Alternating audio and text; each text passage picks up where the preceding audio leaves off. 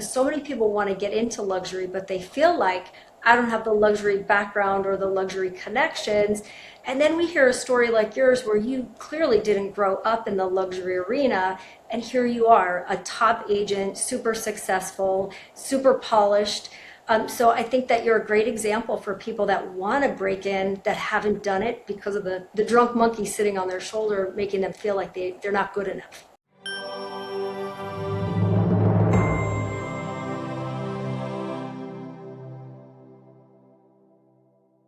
Welcome to Mastering Luxury with Sandra.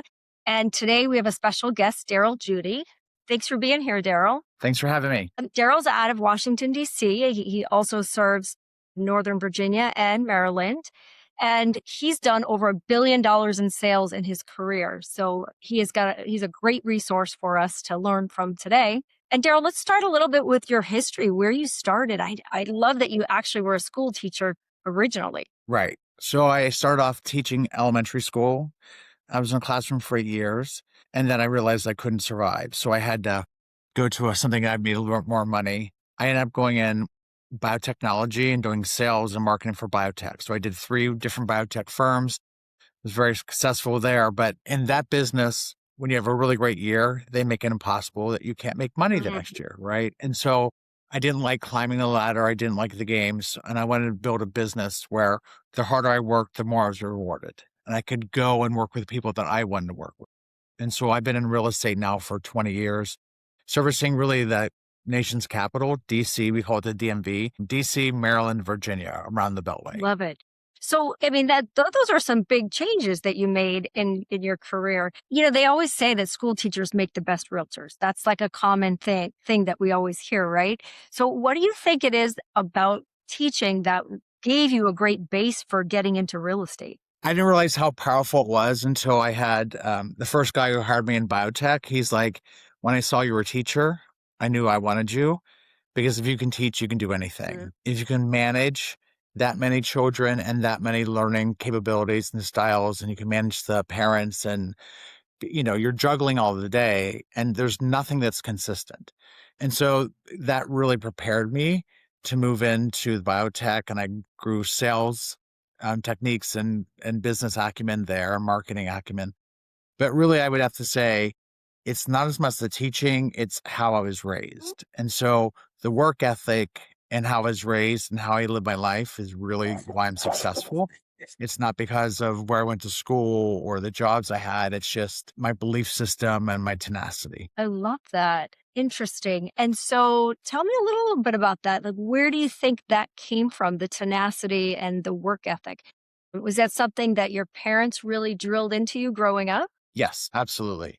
So my parents were a bit older and not college educated. My dad only had a 6th grade education, going way back to World War II, coming out of that. And so he had to kind of quit school to help get a job to make money, right? And so I was always just raised with money doesn't grow on trees. You're not expected to be given anything. You have to work for what you give. You have to treat people well. You have to get up every day and work hard, And so it was from a very beginning age. I would say, growing up, I worked on a dairy farm, Oh, right? that's And a so work ethic right there. that's work ethic. Yeah, because I don't feel like going today. It's like in the morning when the cows have to be milked, they have to be Right. milked, right? In the evening, they have to be milked. And so you don't get to go do this sport or you can't do this party or you can't do sleepover because you have to be there working morning and night, right? And so that helped. And it's also just the way that we were raised. We're very, very, very poor. And so I was raised about, working harder, trying to get ahead, helping people out. And so that's really where it came from.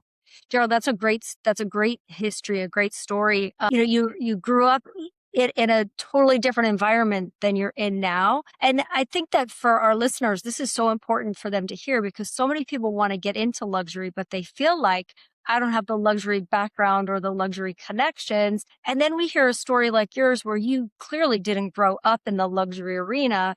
And here you are, a top agent, super successful, super polished. So I think that you're a great example for people that want to break in that haven't done it because of the drunk monkey sitting on their shoulder, making them feel like they're not good enough. Right. No, it's interesting. No, it's interesting because it is very true. I didn't grow up in that. That's not why my family is today even, right? And so I'm kind of an anomaly, but it's not something I'm seeking out like, oh, I'm going to be the luxury agent. I just came in. I need to work hard and do really well. And over 20 years, you gain reputation, you gain a skill set, and how you think, behave, and act guides you in that direction. And so people want to work with people who are hard workers. They want to work with people who have grit. There's a lot of gloss and shiny things. And if I do this on social media, and if I'm an influencer, and if I join this club or that club, sometimes those things help. But I really believe people with money, people with access, want to put their resources in someone who's a hard worker, who's going to protect them and do the right thing. And so it's been building year over year. And so, yes, the more people you know, the more success you have. They gave you referrals. Those people give you referrals. You have repeat business. So it just kind of grows organically. But there's not one way that I can say that this is how you enter the luxury world. Right. You have to work hard to get there. And I still do everything. I don't want to be misleading. Sitting here working on, I closed a deal last week, not closed, but contracted a $9 million house, right? I'm getting a $5 to $6 million house ready to list that they're going to sell. But I have someone flying in this weekend to look at a $1.5 million house, and I'm showing an $800,000 condo. So I do all the things, and I think it's important that you treat everybody the same way and not one over the other. I love it. And I wanted to just go back to something you said about knowing a lot of people, but it's not just about knowing a lot of people. It's also about them appreciating you and what you do for them. You could know all the people in the world, but if you don't treat them right and don't give them the level of service that you're giving them, they're not going to come back to you. They're not going to use you, even though they know you. Right. And I would also say too, so in our area, we say we have about 22,000 agents. Okay. Right. And so it's very, very competitive. Right. And I would say probably 95% of the sales are done by about 5% of the people, right? Very highly successful. And so we keep running into those people over and over again. But you have to make sure that you're caring for the people, that you're smart about the market. You have to know the market. I'm probably over analytical in terms of it. I probably am more conservative. And so I'm sitting here working on comps for a property I'm going to list.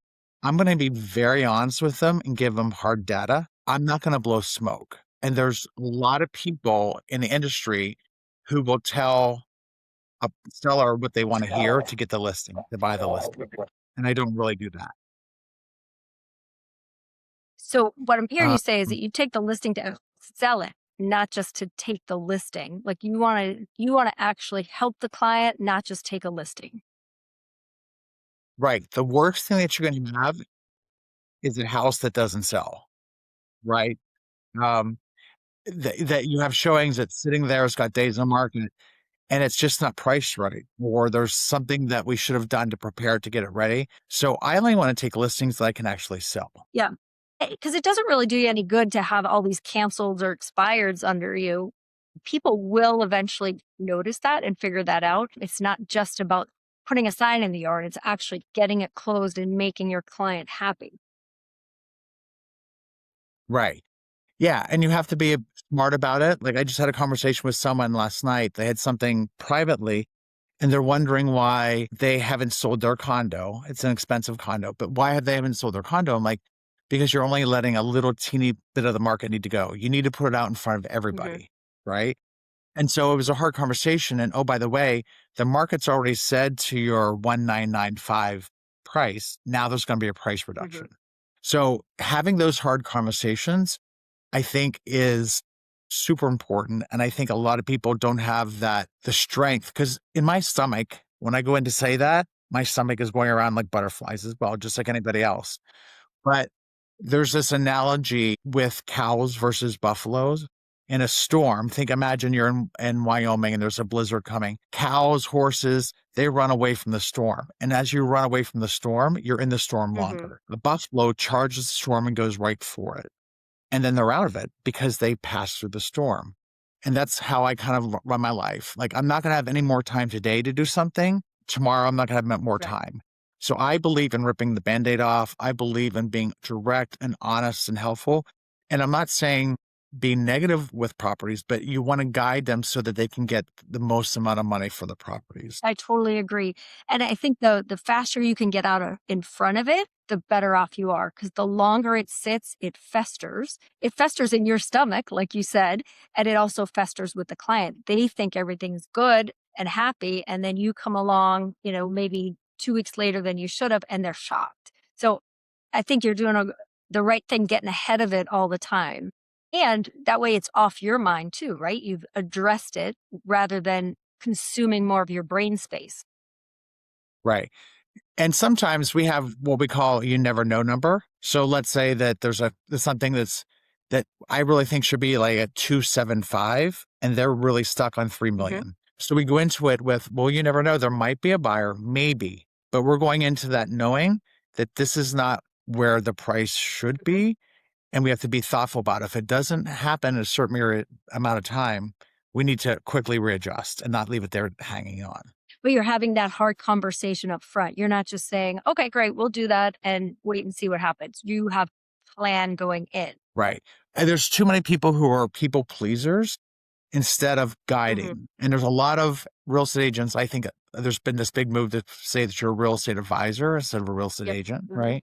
But the strong people who are actually doing the business, they're truly the advisors. This is what you're going to have to do to get it sold. This is what we're going to have to do to win on a purchase. And so having those conversations and being a true advisor is doing the best service for your clients. Absolutely. I totally agree. And it's not always easy, but that's why they hired us. That's why they came to us, because of our experience and our candor. I agree. So you obviously have a lot of past clients. It sounds like you've got a great database of people. So how do you stay in touch with them? Because I know you said you do a lot of referral business and a lot of repeat business. So what does that look like for you? Right. Majority of my business is repetitive or referred, right? Whether it's referred for a past client or whatever. So I have to do all the things. Like the social media, I still do that.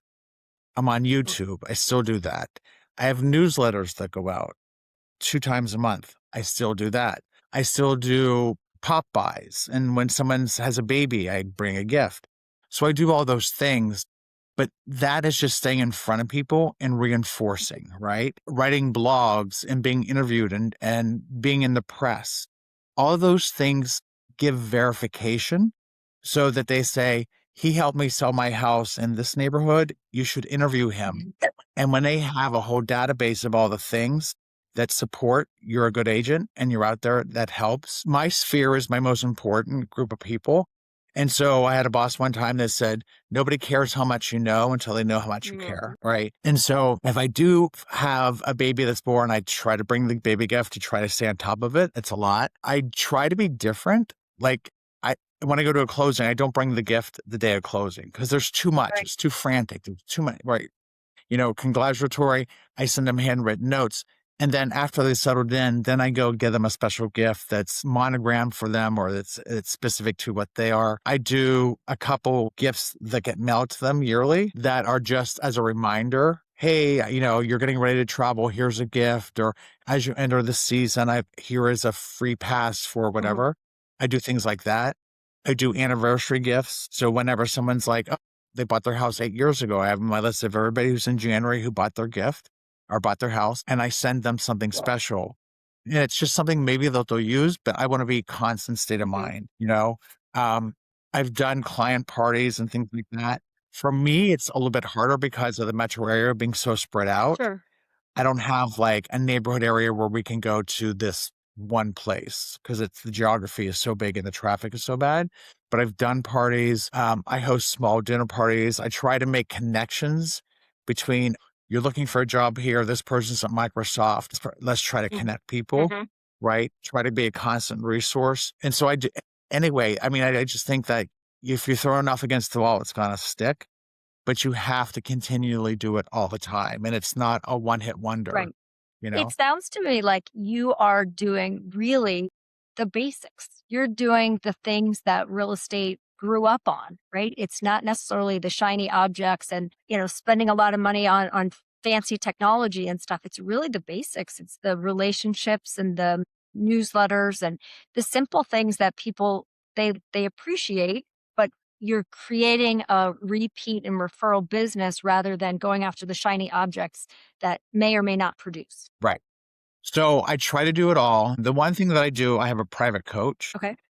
that I've had for 5 years. So I've had one for 4 years. I just switched over to a new one and she's great. I do the Tom Ferry Okay. ecosystem, right? And I was very fortunate enough to have a really good mentor, Patrick Ferry, and now I have Betty Graham. That really, I don't need someone to like, are you making your calls? Are you doing your work? I need someone to bounce ideas off of. And so I think it's a higher level. This morning on the way from my house to here, I stopped at a client's house who's doing a gut job renovation in Georgetown to check on that. She's overseas. So I went and took video to show her what's going on with the house so she can see what's happening. Car, and I'm listening to a podcast that's called School of Hard Knocks. And it's an interview that they interview CEOs of companies about how to maintain grit and how to work hard and what's important. So I'm constantly thinking through things and trying to do it from a business standpoint. I do the social media, I do all that, but really I go to the office every single day. Like I'm basically in a suit and tie almost every single day. And if not, I'm dressed up, but I'm there at 8, 9 at the latest. And I'm in the office at least 5 days a Wow. week.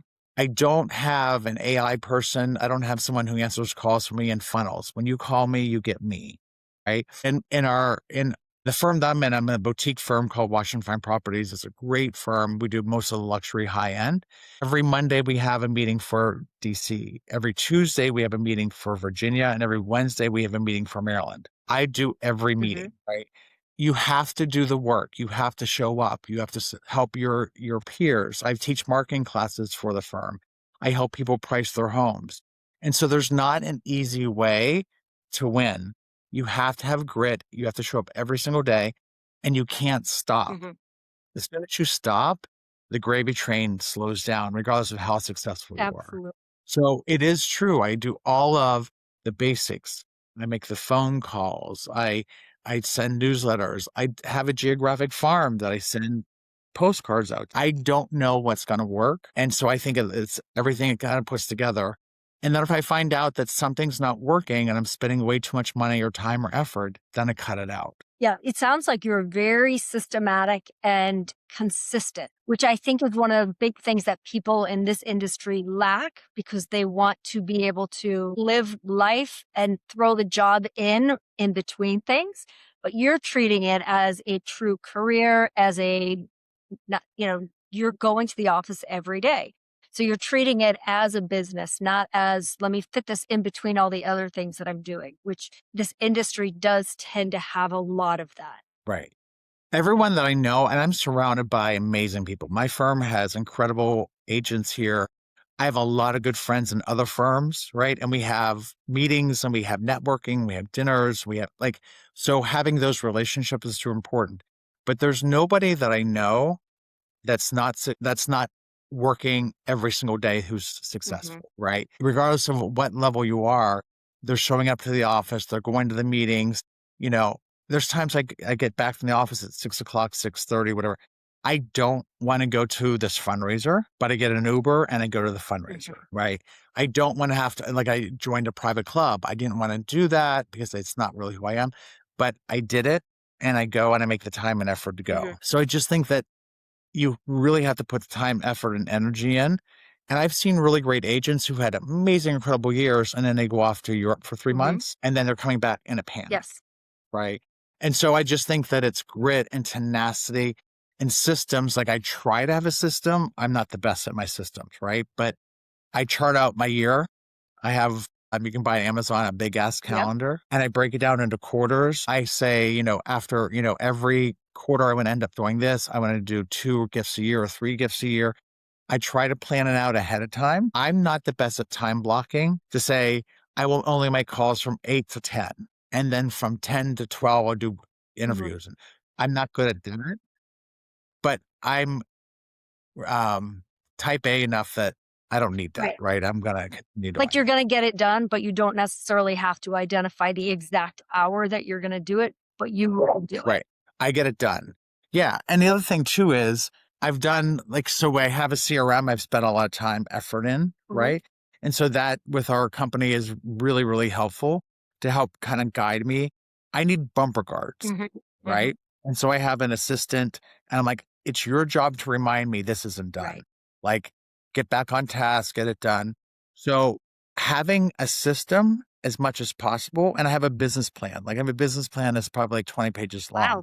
That's very specific, that talks about what I should be doing and how I should be doing it. And then I look at it every month to make sure I'm doing the things or I'm not doing things. I can't get everything done that's on the business plan, right? But I do most of Right. it. Yeah, if you can get the majority of it done and then the things that you're not doing, it may be time to review and replace, right? Because sometimes we put things on our plan that we really just don't want to do. And it takes time to understand that we're not going to do it. But that's great that you're following a business plan and reviewing it every month. I think that's the key right there. It's not so much about the business plan as it is the review every month. Because I know a lot of people that do a business plan and then they never look at it again. They do it at the beginning of the Right. year and then they don't look at it. And then maybe they look at it at the end of the year to see what they didn't do. But by that point, it's too late. Right. And I also, so we just ended the year, right? This is now February. I know what I did last year. And so I had the biggest year I've ever had on my own, right? Congratulations. Thanks. But that makes me in a panic about, oh my God, what's going to happen this year and how am I going to do it? And am I going to be successful and whatever? And the one thing that I've tried to do as I get older is I'm building a brand. Mhm. I'm building a business. I'm not living a year. Right. And so we arbitrarily say, you know, January to December, Mhm. because that's when the numbers come out. That's when the awards come out. But you can't think like that if you want to be successful. You have to think about how I'm building my brand, how I'm continuing to grow, how I become have more depth and breadth in everything that you do. Right. And so I do the core things, but the shiny things I still have to pay attention to. So, for example, right now, my number one focus, I'm still doing all the other Yep. things, but I have to think more intelligently about AI now, right? How's Perplexity being done? How's Claude being done? How's GPT? I put it in two buckets. There is how I'm using AI to make my life better and systems better and save Yep. time. And then there's the AI that, how am I going to come up as a preferred person? How am I going to come up as a search as the top agent? It's very, very complex and it's evolving. So things that kind of went by the wayside, like blogs and Mhm. websites, are super important now. Right. Right. Right. And so what I'm seeing is those agents who've been building and building and building and building for whatever area they are, they're being rewarded now because they're popping up in AI. Absolutely. And even Google reviews and Zillow reviews, those are being treated differently in different AI platforms. So all those things become more important than they were 3 years ago. Right. It's a little aggravating. So I looked on chat, and chat a lot of times they'll refer someone who's a Zillow, but it's a paid for Zillow person, Okay. right? The people who are buying leads. And so I've asked Zillow, chat, do you know that you're doing this off of people who are paying for it? And they're like, yeah, we know that. Right. I don't pay for leads, Right. so I can't compete against Right. that. So I need to look and see where are the things that are. Yelp, for example, I think Yelp is scary when you get a Yelp review, Yeah. right? Yelp is really important now. Okay. Yelp is important. So now that's changed how I've done things.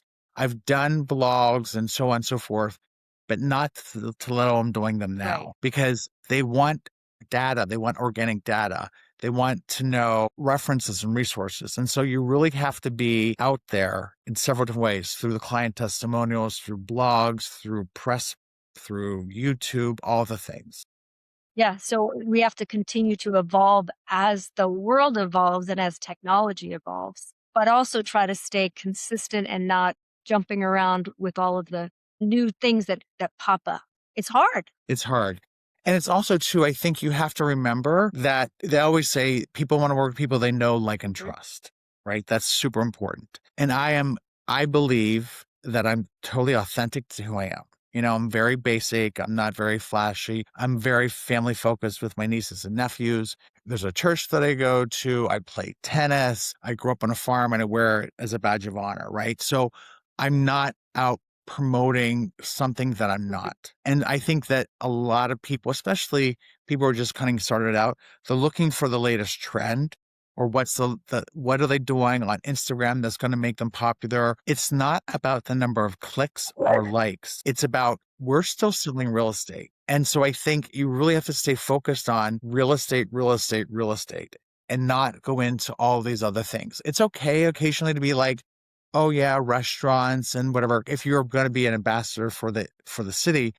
But I've seen people who got so wrapped up in being the guru for city XYZ that they're seen as that. They're not seen as a real estate agent. So that would be my advice too, is show people who you are, give them a bit of your life so they know you and they like you and they feel they want to work with you. But if you're going to be an advisor, you really should stick to real estate. Right. That's a good advice. Daryl, I feel like there's one word that just keeps popping into my head as we're talking that describes you, and that is the word genuine. And I think that in this world, that is something to be really proud of, because most people are not genuine. They're selling a story or they're selling something that's not who they are. And I truly feel like you're a genuine, caring person. And I think that's part of, and your work ethic take you as far as you've gotten. And the sky is the limit. Right. And I realize, and now as you get older, you get smarter, right? We hope Hopefully, so. hopefully smart. Yeah, you hope so. And so what I realized is I only know how to be me. No one else knows how to be me, and I can't be somebody else. And so you just have to embrace it. And if there's a flaw with who you are, if there's something that you should do better at, then you should acknowledge it, adjust it, and do better. Apologize if you're wrong or do the right thing. But if you are authentic and you do the right thing, even when it's not easy, you're going to do better. And the other thing too is there's business I don't want. There's some people who maybe sell more than me. I wouldn't want to live the life they have or behave the way they do to get the business they have, right? And so I think if you stay in your lane and you are authentic and you grow, you want the people who like you. Yeah. You want some people who want to work with you. I want to work with people that like me, that trust me, who honor me. There's nothing worse than getting someone, they hire you because you sold the biggest or whatever, and then they won't listen to, right? And so I do think that you truly have to be authentic. And especially the more we get into AI, the more we get into social media, the more we get into, like, half the time I go into my social media, I don't know what's fake and what's real, Yes, it's crazy. right? Yeah. And I think having that genuine, that I'm a real person, that I'm here, like, not everyone's going to go over and walk when we have a ton of snow right now and everything is disgusting, muddy, and right. But I went to a construction website in suit and tie to send video to my client who's in the Middle East doing a deal, right? Going to do that. Friday I went around to different people who bought gifts and checked to see what their house looked like and how that's how they feel. They want to be taken care of. Yes, you're going to write the contract, and yes, you're going to do photography, but everybody does that. And I think that you have to have these authentic relationships and be true to who you are, but you also have to work hard, really, really hard. And I would also say surround yourself by like-minded people. Surround yourself by a firm who has the same core values as what you do, agents who do what you do, your contractors. You want to surround yourself by the very, very best, because you can't be associated with people who are not going to represent you and hurt your brand. I totally agree that your team isn't just you and the people that work for you. It's the people that do work for you and that you work with. Every single person in your team, your extended team, has to also represent the same brand, the same qualities, and represent you the best way possible. Right. I love it. Well, Daryl, this has been really great. I've really enjoyed talking to you. How can people get a hold of you if they want to send you a referral or, have a conversation with you? So it's easy. I just keep it Daryl Judy, Daryljudy. And it's funny because growing up as a kid, having Judy was the worst name possible. And now it is one of my super strengths. It's because you see Judy as a last name. There's no other Judys in DC. So my Instagram is at Daryl Judy. My Facebook is Daryl Judy. My YouTube is Daryl Judy. My LinkedIn, everything is just Daryl Judy. Well, that is very So it's easy to find. We will definitely find you. And thank you again for being here. And good luck to the rest of the year. Thank you for joining us for Mastering Luxury with Sandra. Make sure to subscribe and follow us so that you never miss a moment of the inside look at luxury real estate.